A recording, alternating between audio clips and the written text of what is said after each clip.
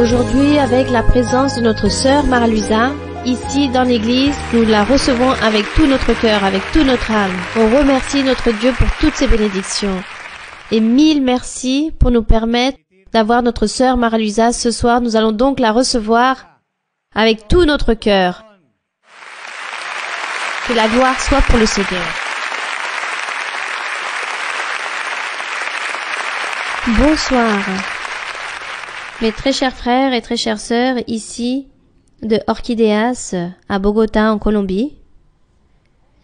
De grandes salutations, remplies de grande tendresse, avec tout mon cœur pour chacun d'entre vous, en cette journée d'aujourd'hui. Nous remercions le Seigneur pour pouvoir exister, et on remercie Dieu pour ses promesses, et pour l'accomplissement de sa parole. Car comme dit les psaumes, les promesses de Dieu sont fidèles et véritables, et que la bonté de notre Seigneur est éternelle. Pouvez vous asseoir, mes frères et sœurs, et très rapidement, comme je sais que très récemment vous avez vu une étude biblique, vous y avez participé, sûrement beaucoup de questions sont survenues à vous. Beaucoup de doutes, beaucoup d'inquiétudes. Alors aujourd'hui nous allons profiter pour que vous puissiez poser vos questions. Mais avant de commencer avec les questions, nous allons ouvrir la Bible tout d'abord dans le premier livre de Pierre, chapitre 3. Cependant, si vous voulez asseoir les enfants par là-bas, vous pouvez le faire. Ou si vous préférez qu'ils viennent s'asseoir ici à côté de moi, vous pouvez le faire aussi. Bien. Donc, premier livre de Pierre, chapitre 3, dans le verset 8. Vous êtes prêts, mes frères et sœurs? Pour que je puisse savoir que vous soyez prêts, lisez le verset 8. Enfin, soyez tous animés des mêmes pensées et mêmes sentiments, pleins d'amour fraternel, de compassion, d'humilité. Bien. Donc les conseils et l'orientation de l'apôtre Pierre, lui, dans les chapitres antérieurs, il était en train de donner des conseils, des orientations pour pouvoir mener une vie droite, une bonne vie devant notre Dieu. Et après tant de conseils, ensuite dans le verset 8, il dit « Enfin », comme si c'était le dernier conseil qu'il allait donner ici dans le premier livre de Pierre. Enfin, soyez tous animés des mêmes pensées, tous ensemble, des mêmes sentiments, remplis d'amour fraternel, que nous puissions être remplis de compassion et aussi d'humilité, n'est-ce pas? Et ne soyons pas envieux. Et dans le verset 9, ne rendez point mal pour mal ou injure pour injure, mais au contraire, bénissez, car c'est à cela que vous avez été appelés afin d'hériter la bénédiction. Donc là, il est en train de dire que Dieu nous a envoyés, il nous a appelés pour que nous puissions hériter quoi? La bénédiction, c'est-à-dire la vie éternelle. Et dans le verset 10, vous pouvez le lire. Si quelqu'un en effet veut aimer la vie, et voir des jours heureux, qu'il préserve la langue du mal et ses lèvres des paroles trompeuses. Bien, j'espère qu'à chaque fois que nous lisons la Bible, nous puissions prendre en compte tous ces conseils, car il dit que celui qui aime la vie et veut obtenir des triomphes, des bénédictions, des victoires dans sa vie personnelle, il faut apprendre. Il dit qu'il faut établir un frein à notre langue, afin que notre langue ne fasse pas des méchancetés aux autres, ni tromper les autres. Car la tromperie aussi sort de notre langue à cause du mensonge, ou à cause de la cupidité ou du chantage. Bon, pour tant de choses sortent de notre langue pour commettre des méchancetés. Alors, il dit que nous, qui sommes en train de connaître le chemin de Dieu, nous devons nous garder et nous devons préserver toutes ces tendances désagréables de notre corps, de notre vie physique, et que nous puissions établir ce frein à partir de notre langue, car c'est de là où intervient le péché, et de cette façon, nous allons ainsi obtenir la bénédiction de Dieu. Nous aurons toujours la main de Dieu avec nous. Il va nous accompagner dans tous les aspects de notre vie, que ce soit des sujets matériels que spirituels. Si vous voulez marcher avec Dieu et vous voulez que Dieu écoute votre prière et qu'il puisse vous bénir, alors il faut s'éloigner de toutes ces choses et nous garder et nous préserver de tout ce qui sort de notre bouche. Que toujours il y ait de bonnes choses. Dans le verset 12, il dit,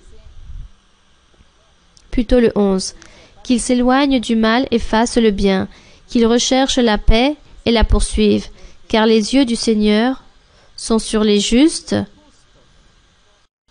et ses oreilles sont attentives à leurs prières de ceux qui sont justes.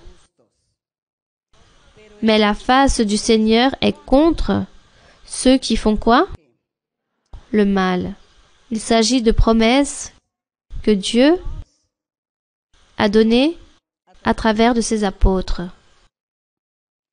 L'Esprit Saint, constamment en train d'enseigner son chemin, sa parole, la bonne manière de vivre, toujours en train d'enseigner les bons comportements qu'un homme ou une femme, chrétien ou chrétienne, doivent obtenir. C'est pour cela que nous sommes heureux, car ici, dans cette assemblée, le Saint-Esprit est en train de nous guider, de nous orienter, de nous enseigner. Il nous réprimande, il nous exhorte, mais il nous console également. Mais nous ne devons pas abuser de cette consolation du Saint-Esprit. Nous devons nous examiner à tout instant pour voir comment nous menons notre vie, qu'est-ce que nous sommes en train de faire, pour ainsi contrôler notre chair et toujours faire la volonté du Seigneur. Et Dieu, de cette façon, il dit qu'il est en train de nous regarder, il est en train de nous écouter. Il sera toujours avec nous. Il dit ensuite dans le verset 13, vous pouvez le lire. Et qui vous maltraitera si vous êtes scellés par le bien? Vous voyez? Ça, c'est une vérité. Et qui vous maltraitera si vous êtes zélés pour le bien? Si vous faites les bonnes choses, Dieu sera toujours avec nous. Il nous gardera et nous protégera de tous nos ennemis, de cet ennemi principal aussi, et du reste des adversaires. Dieu nous protégera toujours aussi des dangers, des méchancetés, des jours mauvais, car en échange, nous devons bien marcher devant le Seigneur, bien nous comporter. Le verset 14 dit, « D'ailleurs, quand vous souffrirez pour la justice, c'est-à-dire si des tribulations viennent, des jours mauvais à cause ou par le fait de marcher dans le bon chemin, par le fait de suivre ce véritable évangile du Seigneur, si quelque chose de mal nous souffrons, il dit, vous seriez heureux. Ainsi dit le Seigneur, car nous sommes en train de souffrir pour une cause, pour la cause du Seigneur, que notre souffrance ou nos tribulations ne soient pas à cause du péché, mais par le fait de faire des bonnes choses pour notre Dieu. Et cela, nous l'appellerons l'épreuve ou l'envie de l'ennemi qui vient contre nous pour nous réaliser des méchancetés. Mais de toute façon, Dieu sera toujours là, attentif, pour nous sortir vers l'avant. Le verset 15, vous pouvez le lire. Mais sanctifiez dans vos cœurs Christ le Seigneur, étant toujours prêt à vous défendre, avec douceur et respect, devant quiconque vous demande raison de l'espérance qui est en vous. Que jamais nous puissions oublier tous ces versets à chaque fois que nous les lisons. Il faut sanctifier Dieu. dans vos cœurs. Il faut toujours être préparé pour pouvoir se défendre avec connaissance, avec douceur, avec intelligence, que toute cette espérance qui existe en nous puisse toujours être plus ferme avec notre bonne manière d'agir et de nous comporter et de penser. Verset 16. Et ayant une bonne conscience, afin que là même où il vous calomnie, si vous étiez des malfaiteurs, ceux qui décrivent votre bonne conduite en Christ soient couverts de confusion. Ici, dans ce verset, comme Pierre était en train de prêcher et envoyer un message aux Juifs qui s'étaient convertis à l'Évangile, il leur disait « Rendez un bon témoignage, vous devez donner de bons exemples, car il y a beaucoup qui murmurent de vous, en train de dire « C'est vous qui avez sacrifié le Seigneur de la gloire, vous avez emporté et livré le Seigneur sur la croix du calvaire, les Juifs. » Alors l'apôtre, dans ce verset 16, il se détient à parler à ces Juifs chrétiens en disant qu'avec leur bon témoignage, ils allaient éviter ce genre de murmuration qui accusait que eux ils avaient livré le Seigneur à la croix pour la mort. Et dans le verset 17, il dit « Car il vaut mieux souffrir si telle est la volonté de Dieu en faisant le bien qu'en faisant le mal. » Lisez le verset 18. Christ aussi a souffert une fois pour les péchés, lui, juste pour les injustes, afin de nous amener à Dieu ayant été mis à mort quant à la chair, mais ayant été rendu vivant quant à l'esprit. Donc là, il dit que le Seigneur, dans la chair, il est mort, mais il a été vivifié par l'esprit. Et dans le verset 19, il dit « Dans lequel aussi le Seigneur est allé prêcher aux esprits en prison. » Ceux qui autrefois avaient été incrédules lorsque la patience de Dieu se prolongeait au jour de Noé, pendant la construction de l'arche, dans laquelle un petit nombre de personnes ont été sauvées à travers l'eau. Donc ici, il dit que le Seigneur Jésus-Christ, dans sa miséricorde, lorsque lui, il a été mort sur la croix du calvaire, avant de ressusciter, il est parti prêcher aux esprits en prison, à ces personnes qui ont vécu bien avant le déluge. Il leur a prêché l'Évangile. À toutes ces personnes, le Seigneur leur a prêché. Nous ne savons pas si eux, ils se sont convertis ou pas. Je pense que oui. Si le Seigneur a fait cette miséricorde, je pense qu'ils se sont convertis. Malgré qu'il s'agissait de personnes qui étaient mortes, le Seigneur a prêché à ces esprits, de ces personnes qui étaient mortes à l'époque bien avant le déluge. Et ça, c'est la miséricorde du Seigneur. Donc il dit que ces personnes, Noé et sa famille, ont été sauvées à travers l'eau, car le déluge est arrivé. Il y avait donc de l'eau au-dessus d'eux et aussi en dessous, car il pleuvait. Donc en dessous aussi, à cause de la pluie qui s'accumulait, il y avait de grands lacs. L'arche était là en train de flotter. Et c'était comme ce prototype ou ce symbole du baptême en eau qui correspondait pour ceux du futur allaient se convertir dans l'évangile du Seigneur Jésus-Christ. Donc, nous pouvons voir que Noé a été baptisé en eau avec sa famille d'une manière différente, mais ils étaient couverts d'eau au-dessus et en dessous. Donc, dans le verset 21, il dit, l'apôtre dit, il éclaircit et dit, cette eau était une figure du baptême, c'est-à-dire aujourd'hui le baptême en eau, nous sauve, mais n'ôte pas quoi? Les souillures du corps. La personne se baptise et peut-être continue à vivre dans le péché, car peut-être elle ne peut pas enlever ce péché, ses erreurs, ses faiblesses. Mais cette personne a pris une décision et elle a pris la décision de vouloir se baptiser en eau en espérant que Dieu puisse réaliser un miracle dans sa vie et que Dieu puisse transformer la vie de cette personne, car ça c'était sa promesse.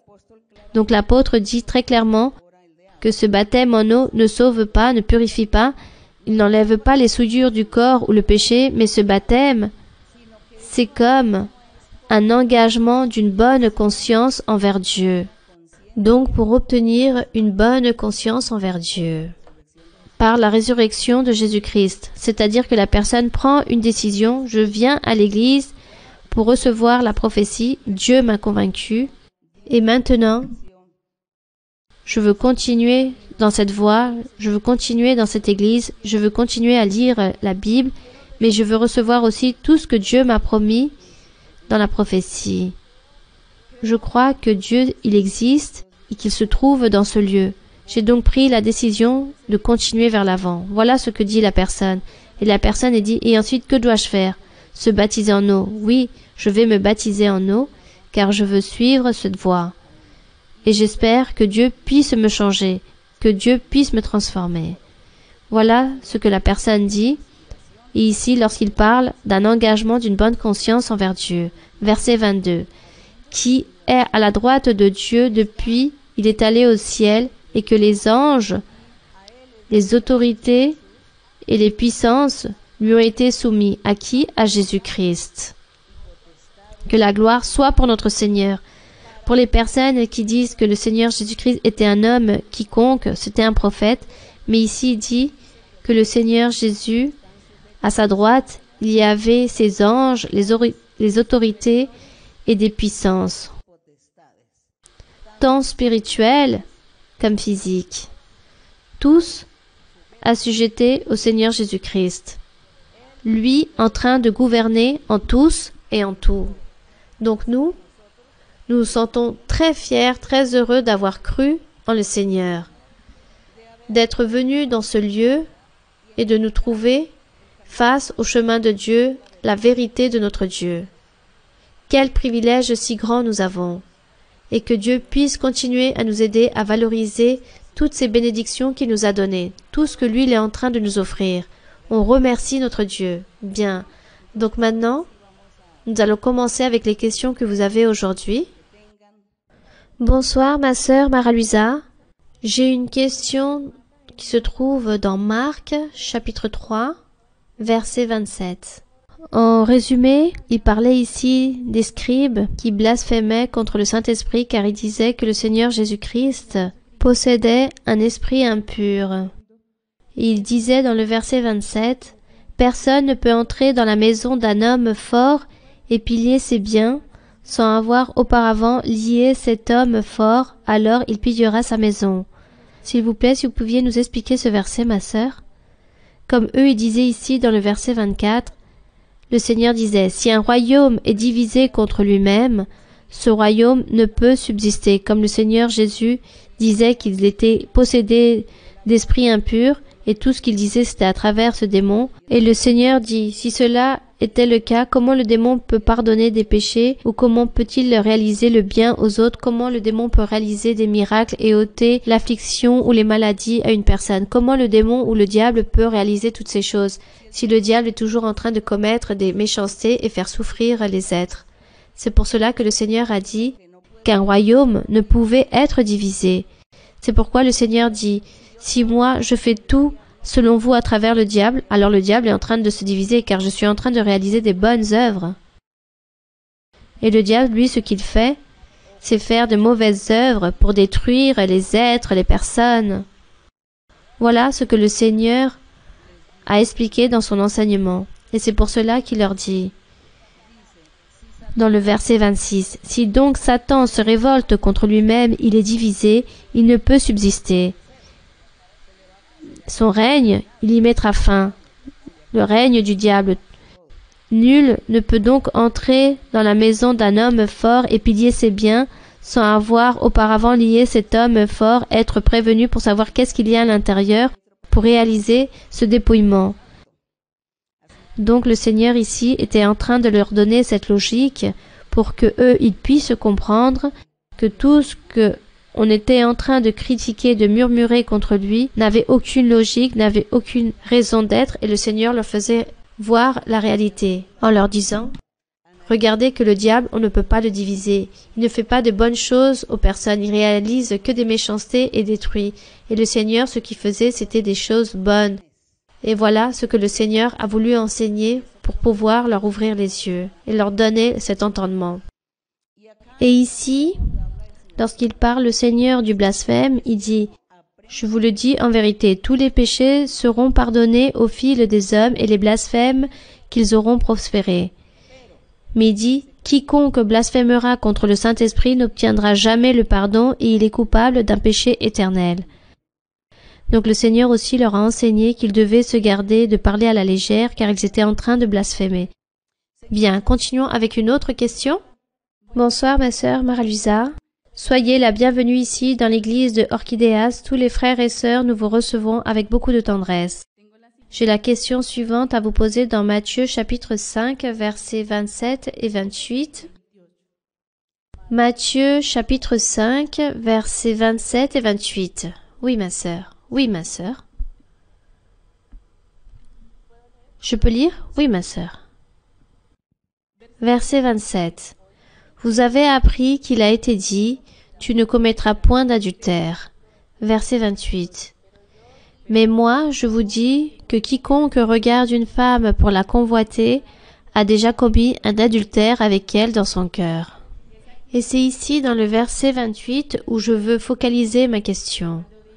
Lorsqu'il dit que quiconque regarde une femme pour la convoiter a déjà commis un adultère avec elle dans son cœur.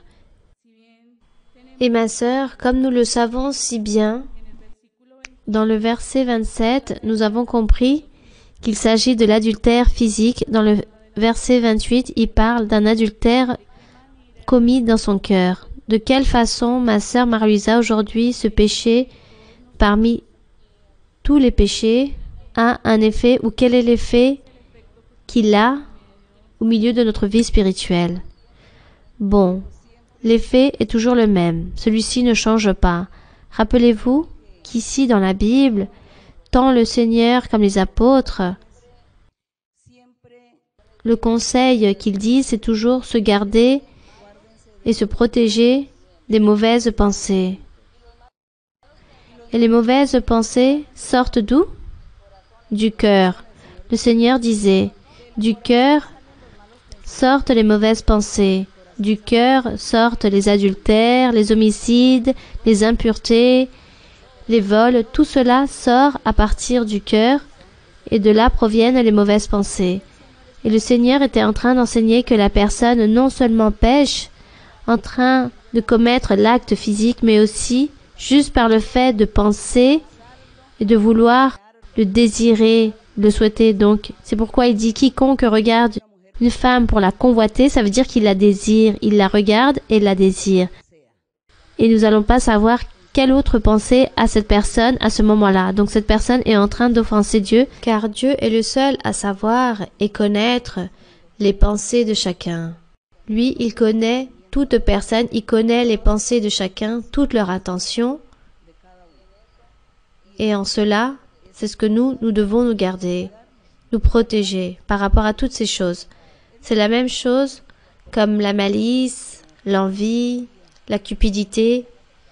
Une personne sans de la cupidité et de l'envie vis-à-vis des autres, ou a cette envie, cette haine, cette colère, alors cette personne est en train de pécher. Même si elle ne le réalise pas physiquement, elle est en train d'offenser Dieu. Et cette personne est aussi, disons, en train de souiller sa vie spirituelle. Elle souille sa vie spirituelle car elle n'aura pas d'accroissement, elle va se stagner à cause de ses pensées, à cause de sa manière d'agir et de se comporter. Voici ce qu'il existe dans les êtres humains. C'est la grande faiblesse de l'être humain. La chair, notre chair est une grande faiblesse qui existe. Et notre chair nous affaiblit et nous fait tomber dans ses pièges, nous tente et nous fait pécher. C'est pourquoi nous luttons continuellement et Dieu dit que nous voulons l'aimer avec tout notre cœur, avec toute notre âme, avec toute notre force, que nous puissions aimer le Seigneur et que nous puissions contrôler notre propre chair afin de plaire à Dieu. Et si la personne n'arrive pas à le faire, alors demandez à Dieu qu'il puisse vous aider. Demandez à Dieu, car Dieu sait que la chair est très forte. C'est pour cela que l'apôtre Paul enseignait toujours. Il disait que nous nous devions gouverner et dominer notre péché, et que nous pouvions dominer le péché lorsque nous sommes forts, et nous disons à notre chair, « Non, je ne vais pas faire cela. Je ne veux pas penser ces choses mauvaises et désagréables. Je ne veux pas faire cela car j'ai cette envie de faire des choses et ma chair me l'incite, je ne veux pas le faire. Je veux plaire à Dieu. » Ça, c'est la lutte que nous avons avec notre propre corps, notre propre chair. Dire non, je ne vais pas faire ceci ou cela car je veux plaire à Dieu. Et il y a des personnes qui disent, bon, comme moi, personne n'est en train de me voir, comme les personnes ne sont pas en train de me voir, donc je me cache dans un coin du monde où personne ne peut voir ce que je fais. Les personnes pensent ainsi, mais cette personne oublie que Dieu est en train de la regarder. Donc, ce que Dieu fait, c'est stagner les bénédictions. Dieu n'écoute pas les prières de cette personne, ne regarde pas les besoins ou les nécessités que cette personne lui clame, car cette personne a été si faible et n'a pas été assez forte pour pouvoir dominer soi-même et de pouvoir plaire à Dieu. Et cet exemple que le Seigneur a établi de l'adultère, ce n'est pas juste pour l'adultère, il s'agit de tout, même les vols, de dérober, de tromper les personnes. On pêche physiquement et on pêche avec la pensée, avec les mauvais désirs contre les autres, les mauvaises pensées contre les autres, c'est cela. Alors que Dieu puisse nous aider, car aujourd'hui nous sommes dans ce processus d'apprentissage et que le Seigneur, maintenant qu'il nous a apporté ici, il nous a apporté pour nous perfectionner, pour que nous puissions vivre une vie droite, agréable devant Dieu, que nous ne soyons pas hypocrites. Vous savez quelle est l'hypocrisie? L'hypocrisie, c'est venir et donner une apparence. Je donne une apparence que je suis en train de prier, de chanter au Seigneur. Je donne cette apparence que j'ai les dons spirituels, que je cherche Dieu, mais à l'intérieur de moi, là-bas, dans l'intimité, je suis en train de pécher, d'offenser Dieu, et je suis en train de tromper les personnes qui me voient. Ça, c'est l'hypocrisie. Et tout cela, Dieu est en train de le regarder. Il enlève les bénédictions, et les personnes commencent à dire, pourquoi Dieu ne m'écoute jamais? Je prie et Dieu ne m'écoute pas. J'ai des problèmes, j'ai des difficultés, des tribulations. J'ai prié, j'ai clamé le Seigneur et rien. Je ne trouve aucune solution. Pourquoi? Parce que vous êtes en train de manquer à Dieu.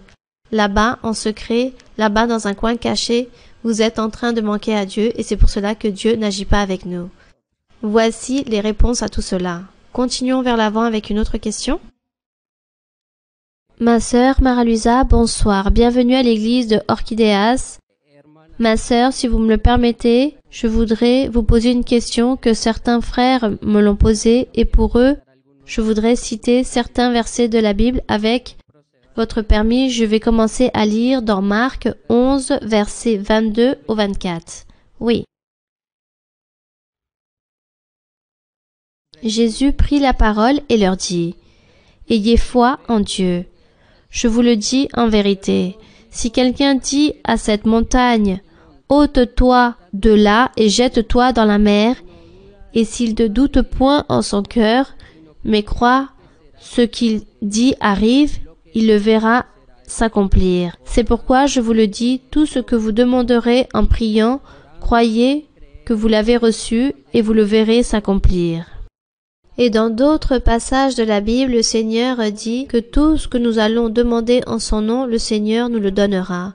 Certains frères et sœurs, dans certaines opportunités, on m'a posé la question en disant que eux, ils ont le baptême avec le Saint-Esprit depuis plusieurs années, mais ils voient que beaucoup de fois, il manque de collaborateurs et ils se demandent pourquoi encore le Seigneur ne m'a pas encore établi à son service. Et la réponse que j'ai pour ces personnes, c'est que Dieu est en train de les préparer, que parfois, d'autres doivent plus attendre ou attendre d'une différente façon durant un certain temps. Nous le valorisons et nous le gardons comme un trésor de la manière comme nous recevons les choses. Et plus encore lorsqu'il s'agit des choses spirituelles. À certaines occasions, certains me disent qu'ils s'affligent, qu'ils s'attristent car ils voient que le temps passe. Et je leur dis, mes frères, sûrement le Seigneur a quelque chose de très beau pour vous et va vous appuyer énormément. Continuez à vous efforcer, ne vous affaiblissez pas, ne vous démotivez pas. Ma sœur, voilà ce que d'une manière je peux répondre à ces personnes que je vois dans les études bibliques que vous avez conseillées aussi.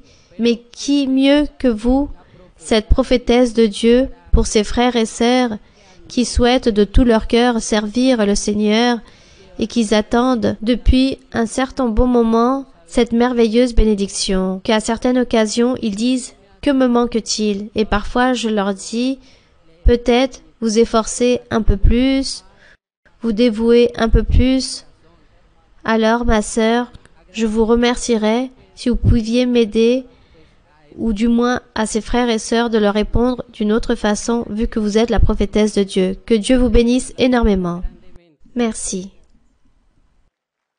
Nous devons nous efforcer, chercher les choses spirituelles, mais il faut réunir un certain nombre de règles pour pouvoir obtenir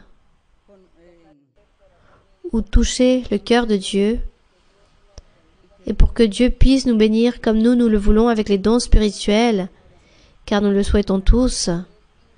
C'est insister, mais aussi il faut lire la Bible. Nous devons lire la Bible une et plusieurs fois. Il faut méditer, approfondir. Dans la Bible, nous trouvons les choses à faire et cesser de faire. Fais ceci, ne fais pas cela. Ça, nous le trouvons dans la Bible.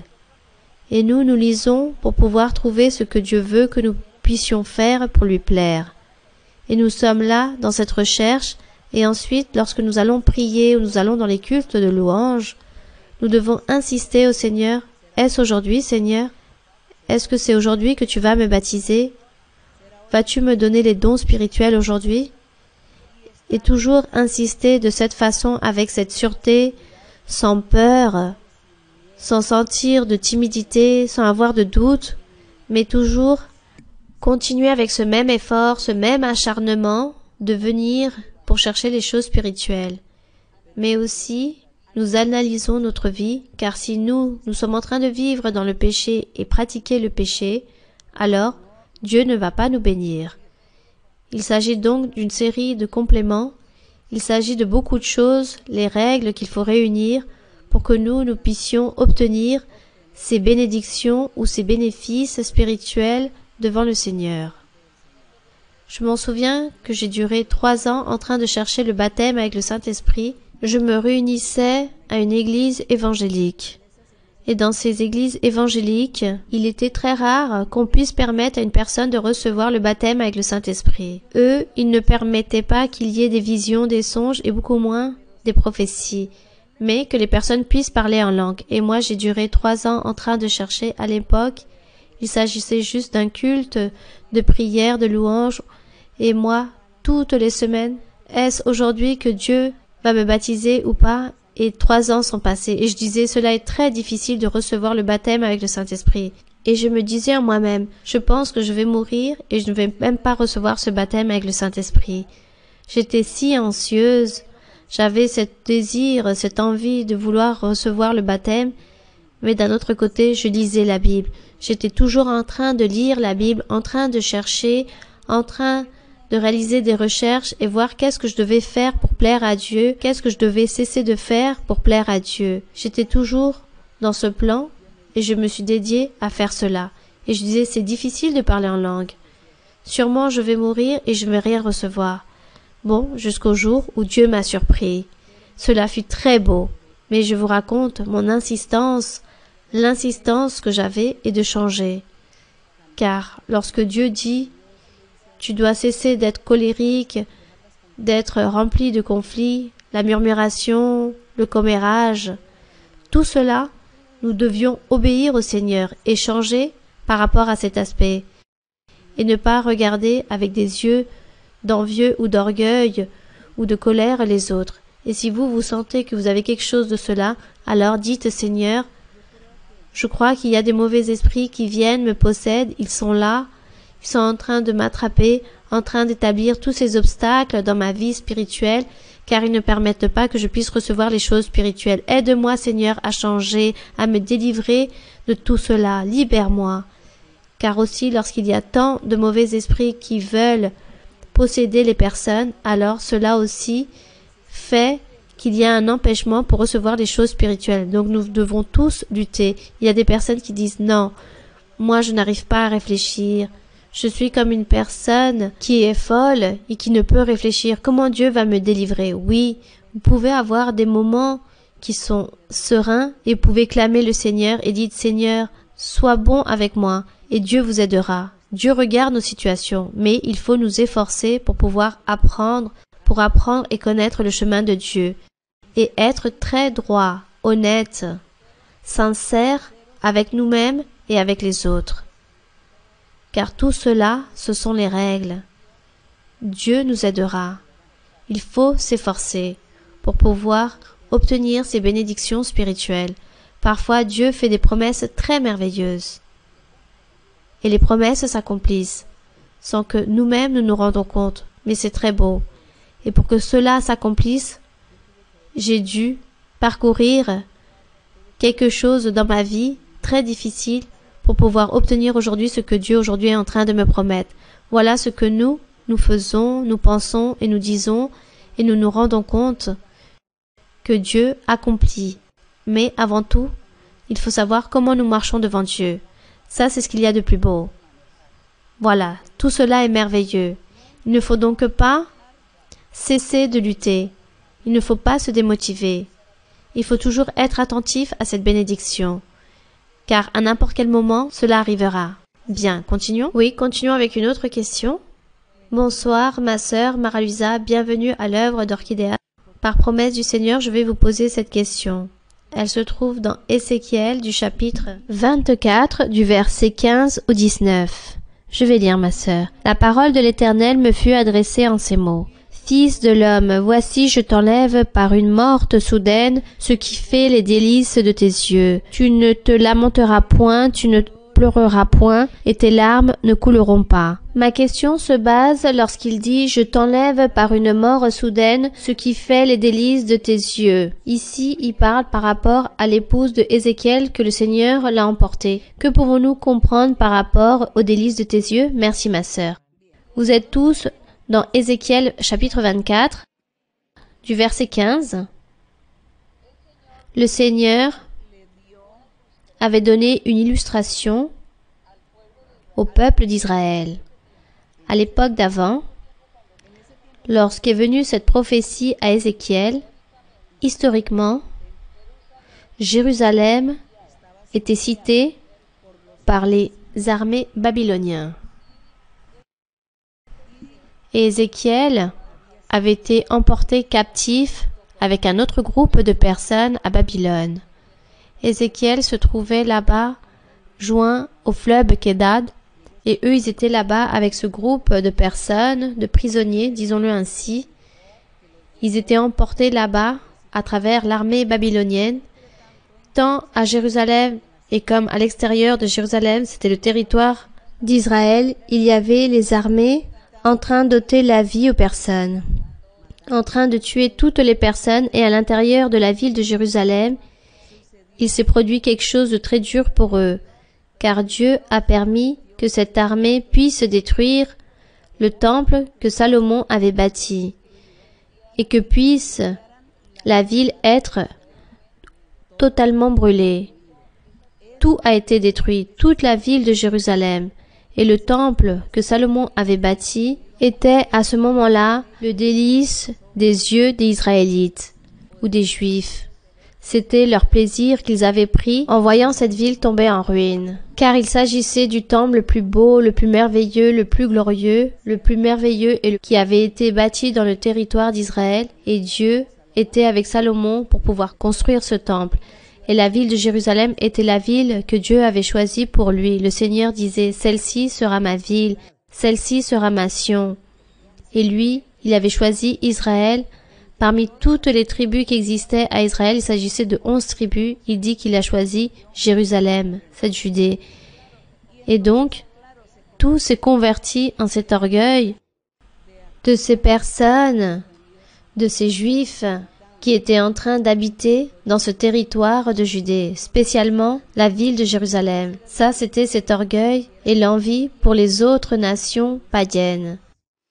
Mais comme eux, ils ont manqué à Dieu, ils ont péché devant Dieu, ils ont profané le temple, ils sont partis suivre des idolâtries et d'autres péchés, Dieu les a châtiés.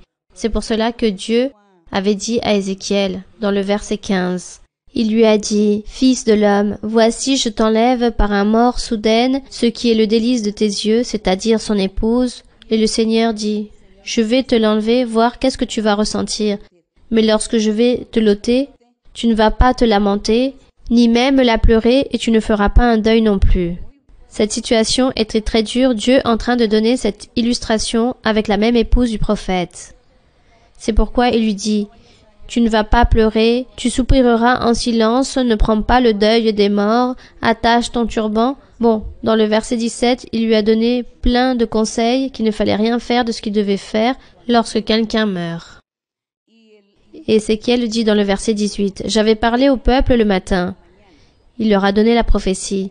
« Et le soir, ma femme est morte. Et le lendemain matin, je fis ce qui m'avait été ordonné. Je ne l'ai pas pleuré et je n'ai réalisé aucun deuil. » Et le peuple me dit dans le verset 19, « Ne nous expliqueras-tu pas ce que signifie pour nous ce que tu fais? » Car eux, ils étaient très surpris. Sa femme est morte et lui, il ne la pleure pas. Il ne réalise aucun deuil. Qu'est-ce que cela signifie, Ézéchiel? A dit le peuple. Et lui, il leur répond dans le verset 20. La parole de l'Éternel m'a été adressée en ces mots. Dis à la maison d'Israël, ainsi parle le Seigneur et l'Éternel. Voici, je fais profaner mon sanctuaire. Oui, le Seigneur a profané son sanctuaire, le temple que Salomon avait bâti. De quelle façon? À travers l'armée de Babylone qui l'ont détruit.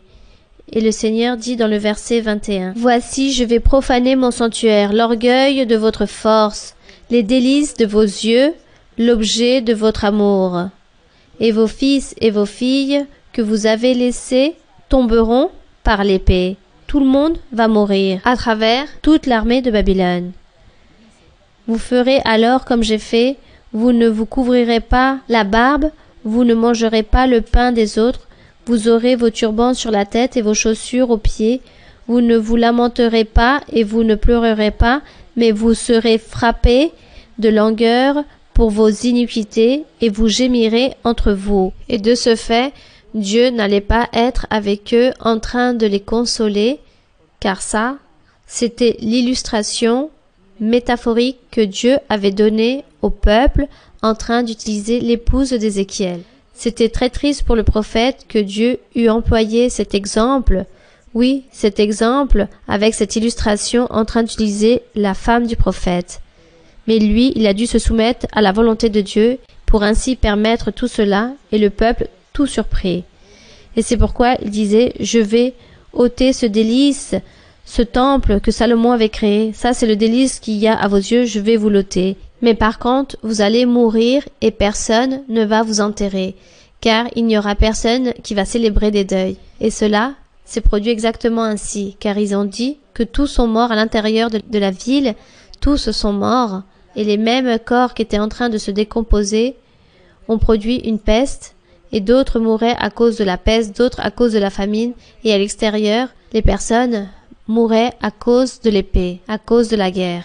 Et c'est pourquoi ici, dans le verset 25, ou plutôt 24, Dieu dit à Ézéchiel, « Ézéchiel sera pour vous un signe, vous ferez entièrement comme il a fait, et quand ces choses arriveront, il dit ici dans le verset 25, « Et toi, fils de l'homme, le jour où je leur enlèverai ce qui est leur force, c'est-à-dire Jérusalem, leur joie et leur gloire, les délices des yeux et l'objet de leur amour, leurs fils et leurs filles, ce jour-là vont mourir, vont périr. Ce jour-là, un fuyard viendra vers toi pour l'annoncer à tes oreilles, que c'est accompli ta prophétie. » Un fuyard viendra pour t'annoncer à tes oreilles ce qui s'est produit à Jérusalem avec la destruction du temple et l'incendie de la ville.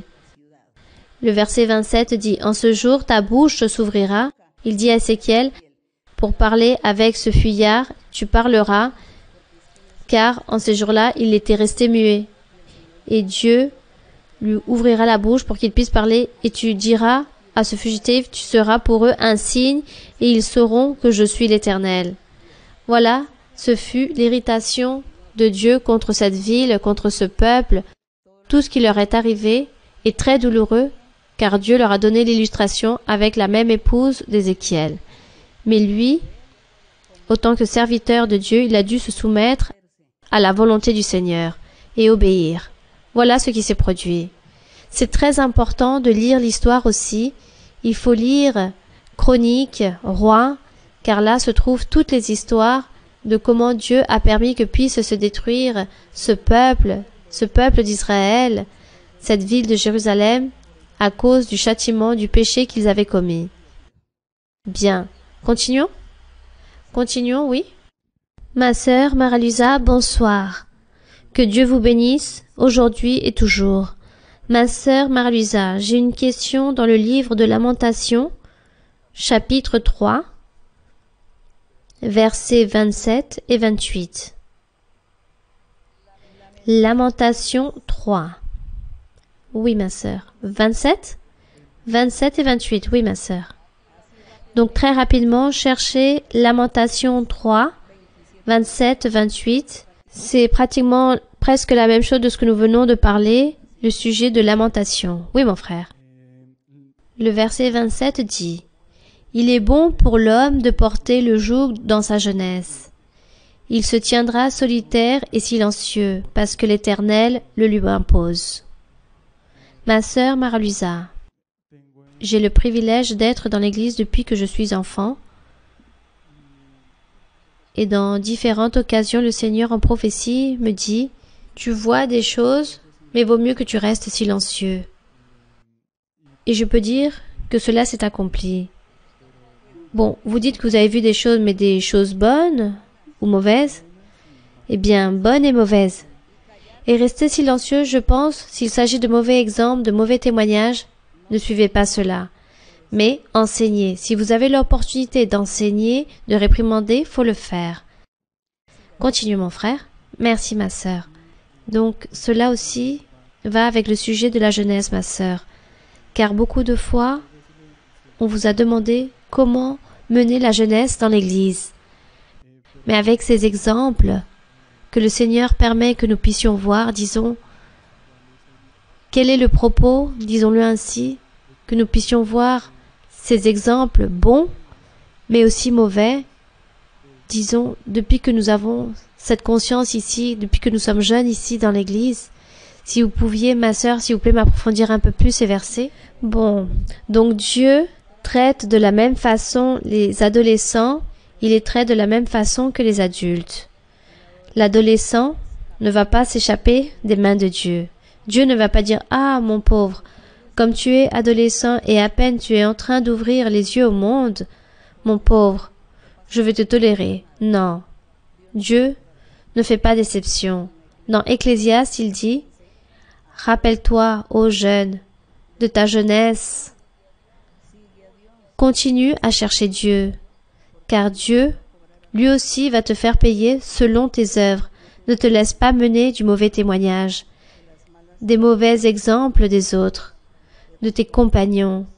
Ne fais pas cela. Sois toi-même. Continue ton chemin. Fais les choses droites. Cherche Dieu.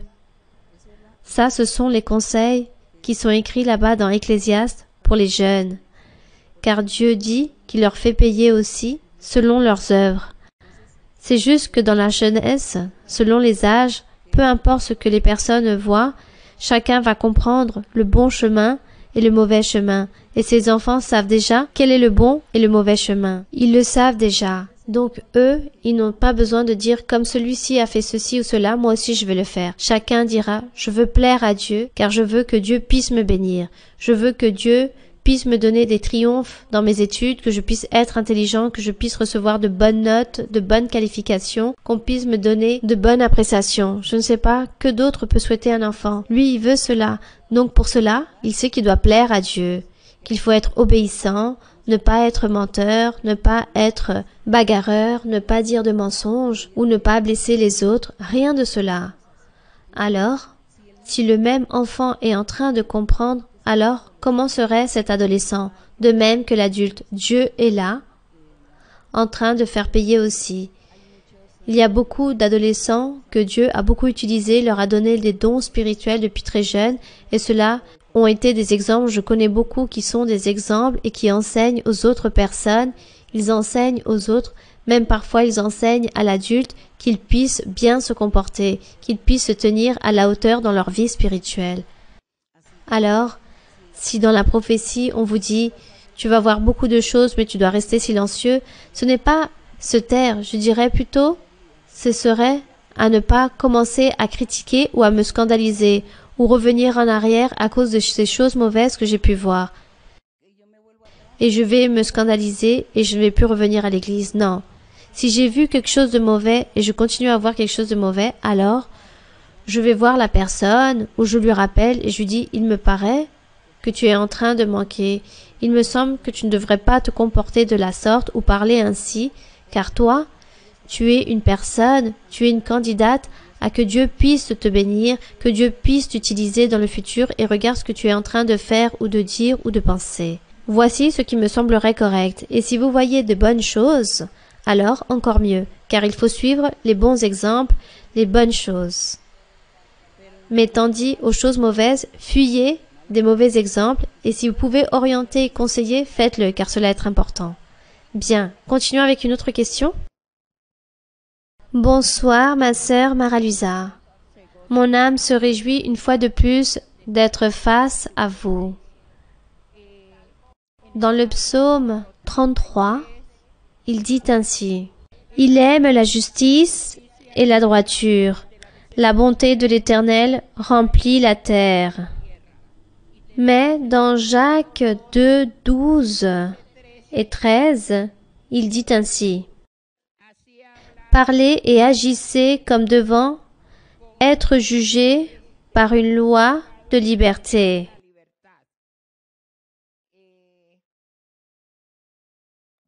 Car le jugement est sans miséricorde pour qui n'a pas fait miséricorde. La miséricorde triomphe du jugement. Je voudrais, ma sœur, que vous puissiez nous donner un enseignement sur cela. Merci beaucoup, ma sœur. Dans Jacques, combien? Jacques 2, 12, 13. 2, 12, 13. Parlez et agissez comme devant être jugés par une loi de liberté. La loi de liberté, il se réfère à l'évangile du Seigneur Jésus-Christ. Car le jugement est sans miséricorde pour qui n'a pas fait miséricorde. Ou je dirais, car le jugement est sans miséricorde pour qui n'a pas fait ou qui est en train de commettre plutôt des péchés. Car une personne qui n'a pas de miséricorde est toujours en train de pécher. Il dit, la miséricorde triomphe du jugement, c'est-à-dire, si vous vous éloignez du péché, si vous faites les choses droites et justes, alors vous allez triompher. Vous triomphez car personne ne va vous juger. Personne ne vous jugera. Au contraire, Dieu dira, « Je t'aime, tu es mon bien-aimé disciple, car tu es en train de me plaire en tout, tu n'es pas en train de pécher. » Alors intervient la miséricorde de Dieu sur la personne. Mais si cette personne est en train de réaliser des péchés, alors le jugement sera sans miséricorde, car il a commis des péchés, donc le châtiment du Seigneur viendra sur cette personne. Voilà ce qu'il est en train de dire, que nous devons nous garder et toujours nous éloigner des choses mauvaises, pour que Dieu ne puisse nous donner des coups de bâton ou ne puisse nous châtier. Continuez. Continuez, je veux entendre des voix d'hommes, de frères, car je vois qu'il n'y a que les sœurs qui participent aux questions. Si vous puissiez donner le micro à un frère, merci. Bonsoir, ma sœur. Je vais lire certains passages de Daniel. Très court. Daniel? Oui. Daniel 10, 6. Oui. Son corps était comme de chrysolite, son visage brillait comme l'éclair, ses yeux étaient comme des flammes de feu, ses bras et ses pieds ressemblaient à de l'airain poli, et le son de sa voix était comme le bruit d'une multitude. Verset 12. Il me dit, « Daniel, ne crains rien, car dès le premier jour où tu as eu un cœur de comprendre et de t'humilier devant ton Dieu, tes paroles ont été entendues, et c'est à cause de tes paroles que je viens. » 13. Le chef du royaume de Perse m'a résisté 21 jours, mais voici, Michaël, l'un des principaux chefs, est venu à mon secours, et je suis demeuré là auprès des rois de Perse. Verset 20. Il me dit, « Sais-tu pourquoi je suis venu vers toi? Maintenant je m'en retourne pour combattre le chef de la Perse, et quand je partirai, voici le chef de Javan viendra. Dans Matthieu, dans les 3 tentations que eut Jésus de la part du diable,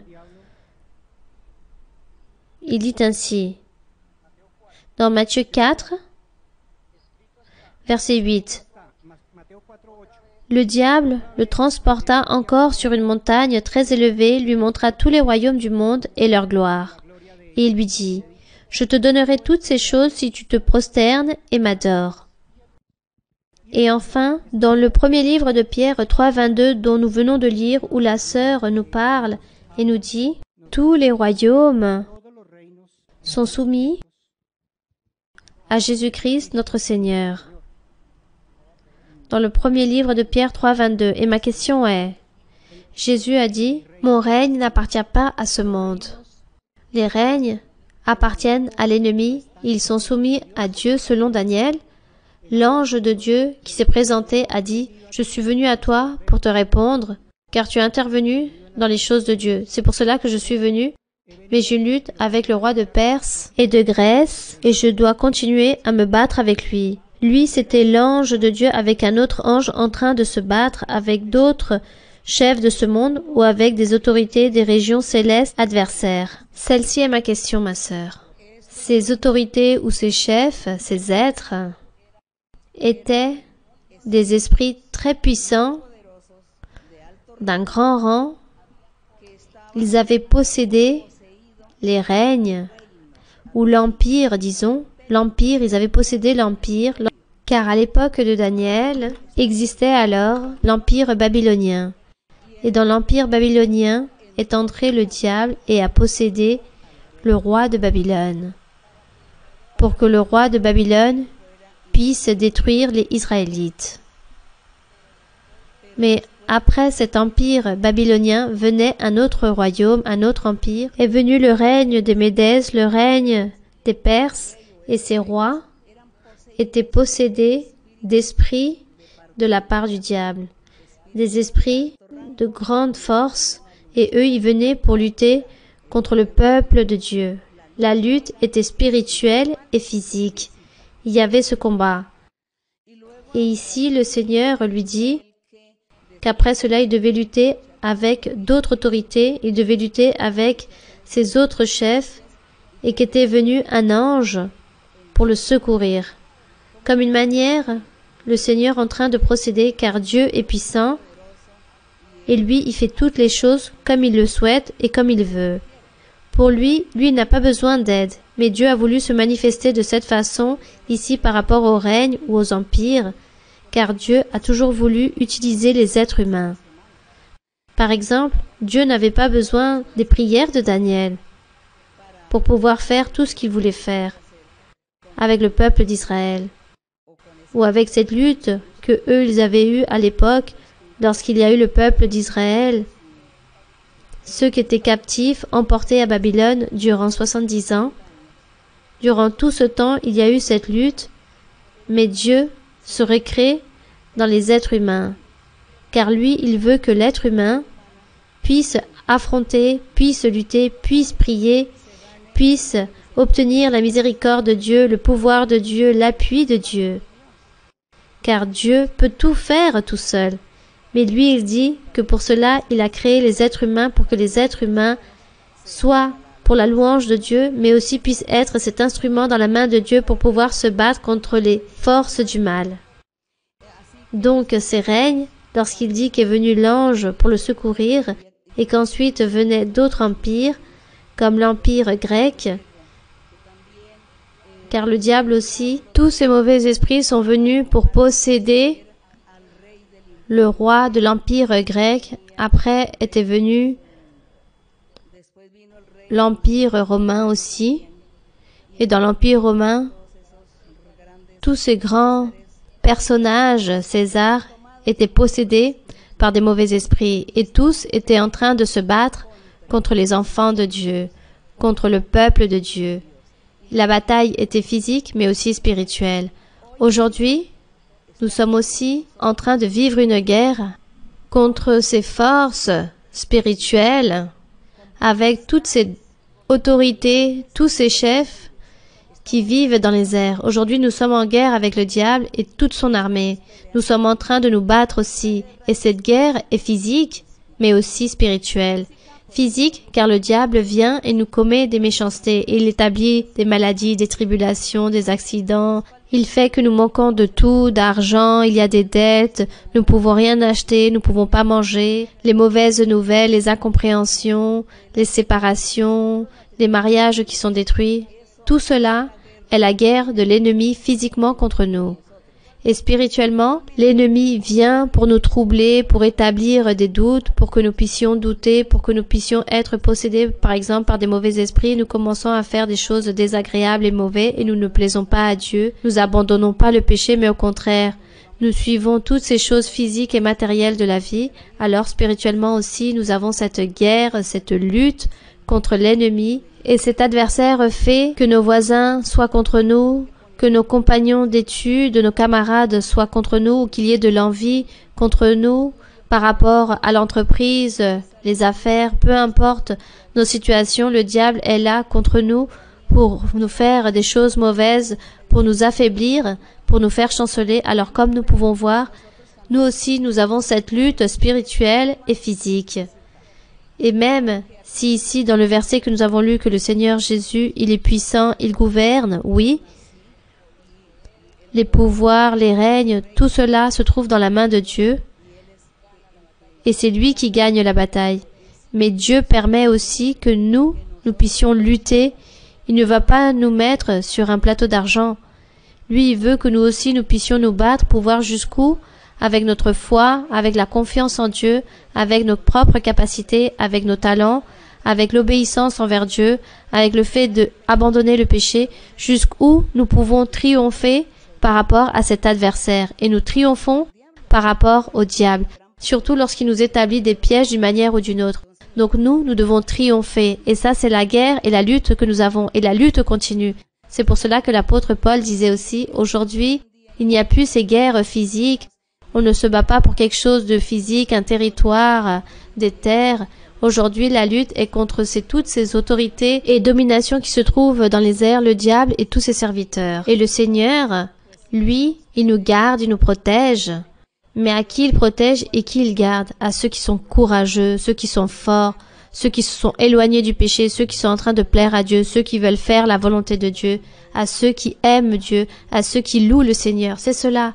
À ces personnes, Dieu protège et garde et les appuie.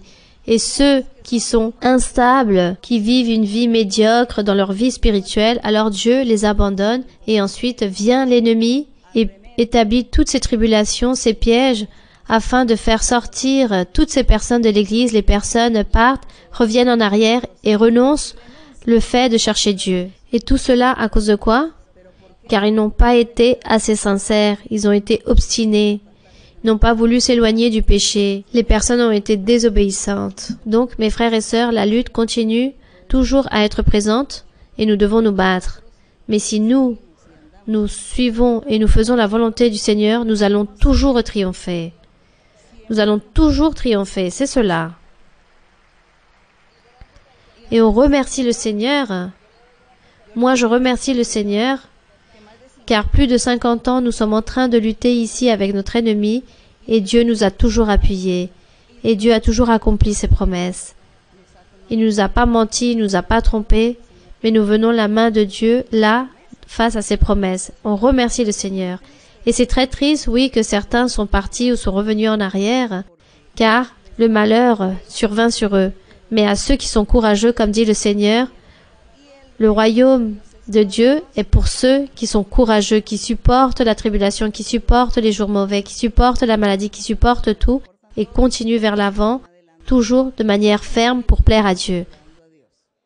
Bien, ça, c'est le résumé par rapport à toutes ces puissances des royaumes et des empires. Continuons. Bonsoir, ma sœur, que Dieu vous bénisse. Aujourd'hui, il s'agit du jour le plus heureux de ma vie, car mes yeux et mon âme se réjouissent devant votre présence. La question que je veux vous poser se trouve dans le premier livre de Corinthiens, chapitre 1, verset 25. Oui, donc 1 Corinthiens 1, 25. Oui, vous pouvez lire. Merci, ma sœur. Il dit ainsi. Car la folie de Dieu est plus sage que les hommes, et la faiblesse de Dieu est plus forte que les hommes. Ma sœur, ma question est, qu'est-ce que la folie de Dieu et qu'est-ce que la faiblesse de Dieu? Merci beaucoup et que Dieu vous bénisse. Donc ici, il est en train de faire une comparaison. Il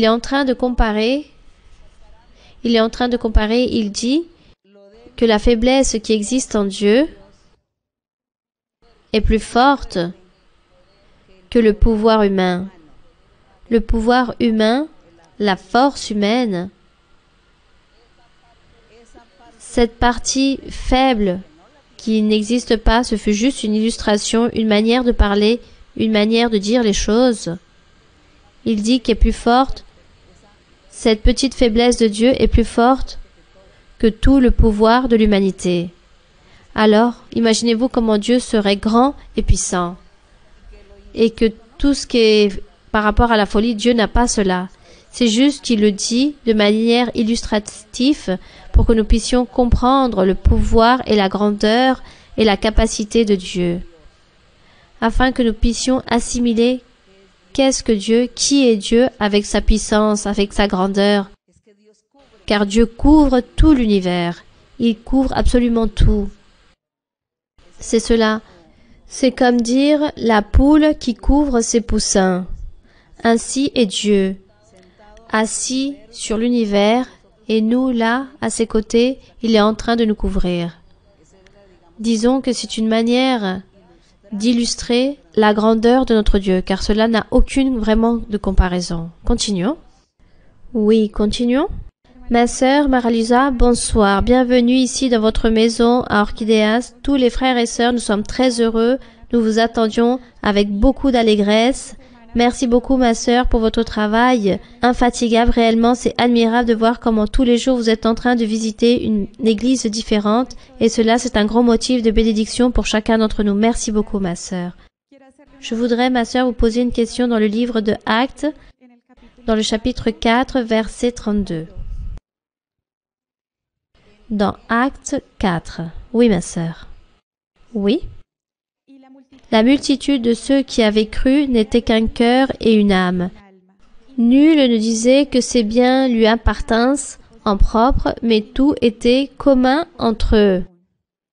Ma sœur, je voudrais savoir, aujourd'hui, de nos jours, comment pourrions-nous arriver à cet état unanime que nous voyons et que nous lisons ici, que l'Église, les frères et sœurs de l'époque qui se réunissaient avaient toutes ces choses en commun, que ce n'était pas juste spirituel mais aussi matériellement. Je voudrais savoir de nos jours qu'est-ce qu'attend le Seigneur aujourd'hui par rapport à ce sentiment et comment pouvons-nous être encore plus unis.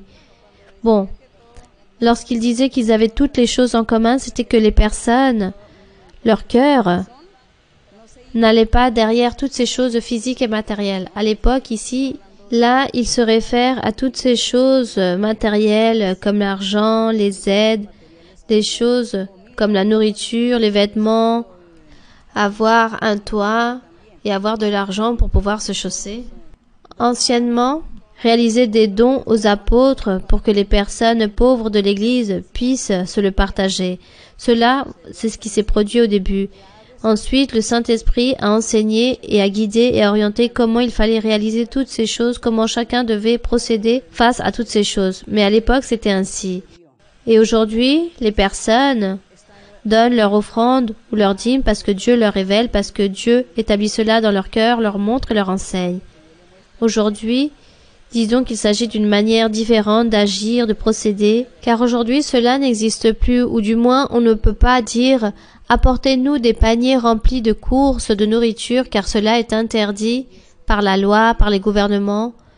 Eux, maintenant, ils ont un autre système différent de procéder vis-à-vis de toutes ces choses. C'est pour cela qu'il faut travailler pour cette aide physique, soit travailler avec les ONG ou les fondations, car maintenant les gouvernements ont établi certains règlements, n'est-ce pas?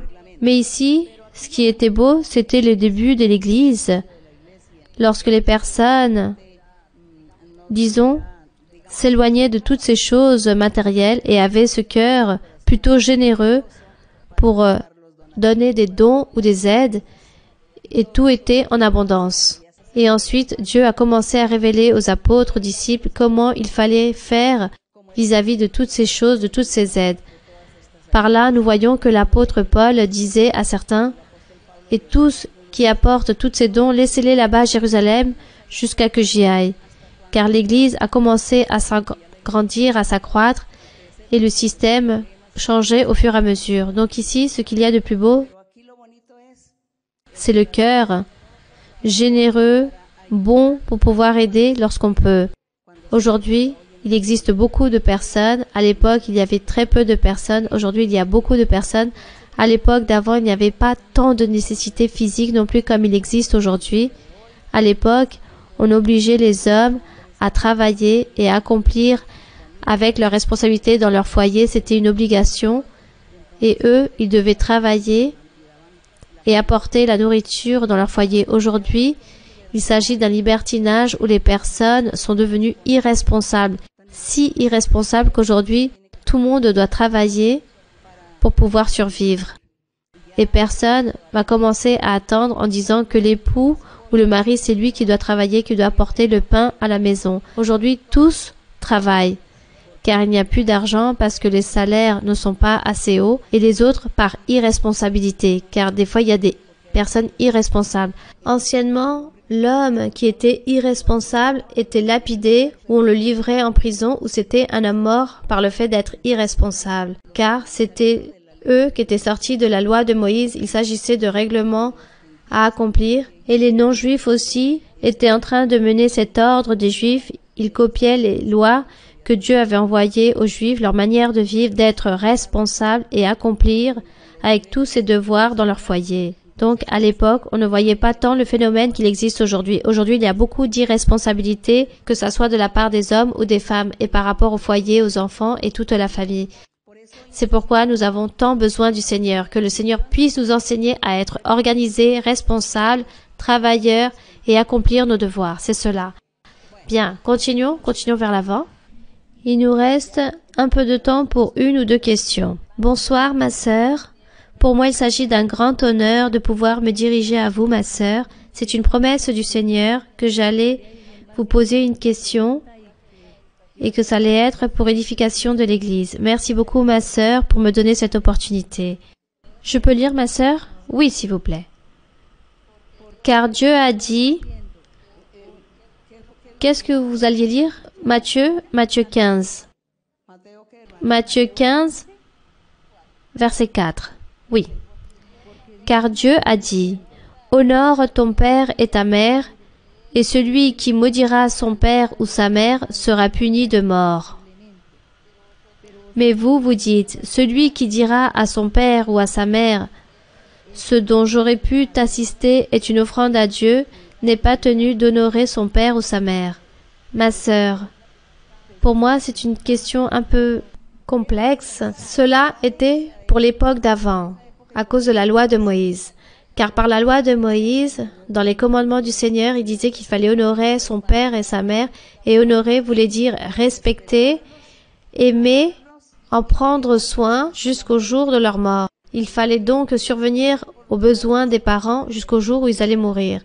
Voilà ce qui signifiait honorer son père et sa mère, les aider. Aujourd'hui, qu'est-ce que nous voyons? On les abandonne et on les laisse comme ça, tout seuls dans l'abandon. Et on oublie les parents. Voilà ce qui se produit. Mais parlons de l'époque d'avant. À l'époque d'avant, anciennement, c'était la loi. Et si quiconque aurait été irresponsable, alors eux, par le fait de sortir du règlement de la loi, ils disaient « Non, moi je ne vais pas aider mon père et ma mère, je ne vais pas les soutenir, mais je vais apporter une offrande au temple, au sacrificateur, et je vais dire que cette offrande que j'apporte est au nom des aides que je devrais donner à mon père ou à ma mère, mais comme je n'accomplis pas cette loi, alors j'apporte cette aide et le sacrificateur va me pardonner et de cette façon celui-ci va ignorer ma responsabilité, le devoir que j'avais. Voilà ce que le Seigneur leur a critiqué et leur a dit, celui qui dira à son père ou à sa mère, ce dont j'aurais pu t'assister est une offrande à Dieu, car j'ai tant de désir, mon père, ma mère, de vous aider, de vous maintenir ici, mais tout ce que je ne peux pas vous donner, je préfère le donner à Dieu autant qu'offrande. Et ces personnes ne donnaient ni l'offrande à Dieu, ni à leurs parents. Voilà ce qu'ils faisaient. Et c'est pour cela que le Seigneur dit que cela était digne de châtiment, de réaliser ces choses. Eux, ils devaient être responsables. Le Seigneur Jésus ici était en train d'enseigner, d'accomplir la loi au peuple, car eux, ils n'étaient pas en train d'accomplir la loi de Moïse. Et le Seigneur ici leur enseignait à accomplir la loi de Moïse. Mais si nous allons parler aujourd'hui dans l'évangile du Seigneur Jésus-Christ, le Saint-Esprit aussi nous a enseigné et nous enseigne que nous devons être responsables, que nous devons être miséricordieux, nous devons accomplir nos devoirs et aider les êtres à ces géniteurs qui ne peuvent plus travailler, qui ne peuvent plus se valoir d'eux-mêmes. Il faut les aider, il faut travailler. Mais aujourd'hui, c'est le contraire. Les jeunes sont devenus paresseux, tous sont paresseux, et attendent que leur père ou leur mère ou les grands-parents reçoivent leur retraite pour leur ôter cette retraite, car eux, ils ne veulent plus travailler. Ça, c'est la irresponsabilité, le désordre qui existe. Mais nous, aujourd'hui, dans le Seigneur, Dieu nous enseigne à être responsables, à être miséricordieux et à accomplir avec nos devoirs. Que cela puisse être ainsi. Donc, y a-t-il une autre question? S'il y a d'un frère? Bon, continuons. La sœur, oui? Oui, ma sœur. Bonsoir, ma sœur. Merci beaucoup pour l'opportunité. J'adore énormément votre manière de vous vêtir. Vous êtes vraiment très belle. Merci pour nous accompagner.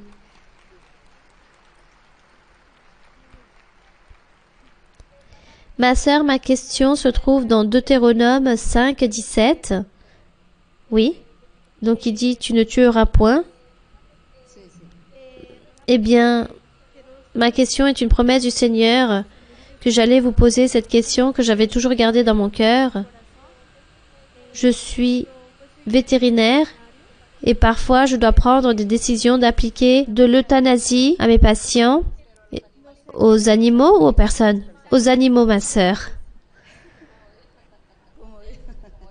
Comme vous dites, mes patients. Bon. Aux animaux. Donc je ne sais pas, ma sœur, à quel moment je ne suis personne pour prendre ces décisions, car les animaux, c'est une création de Dieu, et je ne sais pas si cela peut être si grave. Bon, ici, dans le commandement où il dit « tu ne tueras point », il se réfère aux êtres humains. Aux êtres humains. Et Dieu a dit aussi qu'il avait donné certains animaux pour l'alimentation des êtres humains. Pour l'alimentation de l'homme, Dieu a envoyé certains animaux, ou plutôt beaucoup animaux, pour l'alimentation. Donc, par conséquent, il est logique qu'il y a certains animaux qu'il faut sacrifier. Mais il y a d'autres animaux, comme des animaux domestiques, qui ne sont pas pour survenir aux besoins alimentaires des hommes, mais ils sont juste utilisés comme des animaux domestiques. Mais il y en a d'autres qui sont au service de charges comme l'âne ou le cheval. Donc tous ces animaux, il faut être très miséricordieux envers eux. Mais si ces animaux tombent malades ou ont un accident ou on les blesse, alors il faut les sacrifier. Car en les sacrifiant, ils ne vont pas tant souffrir, mais l'animal va souffrir s'il n'arrive pas à se guérir. Ça, ce n'est pas un péché devant Dieu. C'est mauvais de maltraiter par contre les animaux, d'être agressif envers les animaux, cela est mauvais, car cela déplaît au Seigneur qu'une personne se laisse mener par la colère, ou une personne qui soit impitoyable face à ces animaux, qui n'a aucune pitié envers eux de maltraiter un animal.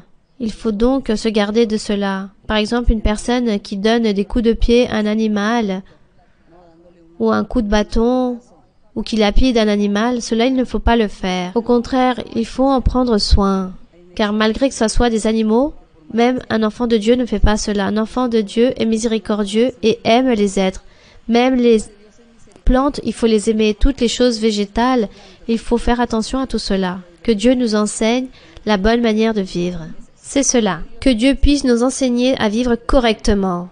Nous allons remercier le Seigneur. Donc, nous allons nous mettre debout et nous allons ici chanter un cantique au Seigneur pour ensuite terminer avec ce culte, pour ainsi nous quitter.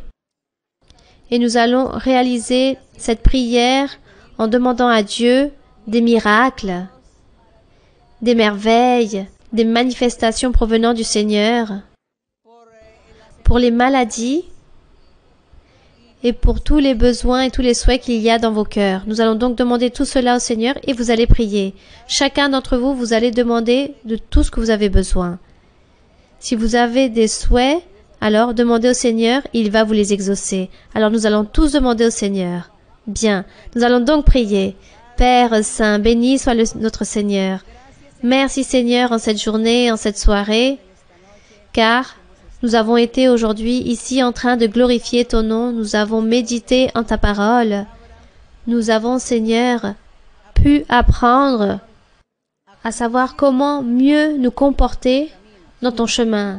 Nous avons appris comment vivre une vie droite devant toi. Aide-nous, Seigneur, pour que nous puissions profiter et que nous puissions ainsi, Seigneur, être proches de toi et pouvoir profiter lorsque nous te prions, que tu puisses écouter notre prière, que tu puisses regarder toutes nos nécessités, tous nos besoins, et que tu puisses tendre ta main toute puissante, et que tu puisses nous aider, que tu puisses nous délivrer, et que tu puisses écouter nos prières. Père Saint, en ce moment même, je te demande que tu puisses tendre ta main toute puissante sur ceux qui sont malades, sur toute personne qui est remplie de maladies incurables, les maladies du cancer ou qui souffrent du syndrome de Down, des os, de la peau, de tous les ligaments, des organes internes, des organes externes, Seigneur, que tu puisses tendre ta main toute puissante et que tu sois, Seigneur, en train de guérir, en train de purifier, en train de délivrer, en train de réaliser des miracles comme tu l'as toujours fait jusqu'à présent. Tant de miracles et tant de prodiges que tu as réalisés sur tant de personnes. Merci, mon Père. Je te demande aussi, Seigneur, pour les souhaits qu'il y a dans chacun des cœurs. Je te demande, Seigneur, que tu puisses, Seigneur, en train de répondre à toutes les suppliques de chaque personne, que tu puisses bénir chaque personne, que tu puisses purifier et délivrer. Romps tous ces liens de servitude, que tu puisses rompre toutes les choses de l'ennemi, tout mauvais esprit, chasse toute malédiction du diable, d'harcèlement, que tu puisses venir et détruire l'œuvre du diable, et que tu puisses bénir chacun, que tu puisses, Seigneur, être en train de guérir, Père Saint, au nom glorieux de Jésus-Christ, ton Fils aimé. Amen. Gloire au Seigneur. Gloire à notre Dieu, que l'honneur et la gloire soient pour notre Dieu. Nous allons donc maintenant chanter ce cantique qui dit « Je viens te dire ». Nous allons donc le chanter ainsi en a cappella. Bien, nous allons donc chanter et vous aussi vous allez chanter au lieu de rire. Te vengo a decir, oh mi Salvador, que yo te amo a ti, que yo te amo a ti con el corazón. Te vengo a decir toda la verdad. Yo te amo, Señor, te quiero, Señor, con el corazón. Yo quiero cantar de gozo y de paz. Yo quiero llorar de felicidad. Te vengo a decir toda la verdad. Yo te amo, Señor, te quiero, Señor, con el corazón. Toma, por favor, mi mano, Señor, contigo quiero ir. Con sangre aquí pagaste por mí, te quiero hoy servir. Anhelo poder lo malo vencer y en santidad vivir. Toma por favor mi mano, contigo quiero ir. Gloire à notre Dieu. Que l'honneur et la gloire soient pour le Seigneur. Merci beaucoup, mes frères et sœurs. Que Dieu vous bénisse. Et je sais que le Seigneur a réalisé beaucoup de miracles aujourd'hui. Il vous a tous bénis. Donc, recevez la bénédiction de Dieu. Merci beaucoup. Que Dieu vous bénisse. Et là, j'aurai besoin d'aide, car je ne vais presque plus pouvoir respirer. Bien, merci et que Dieu vous bénisse.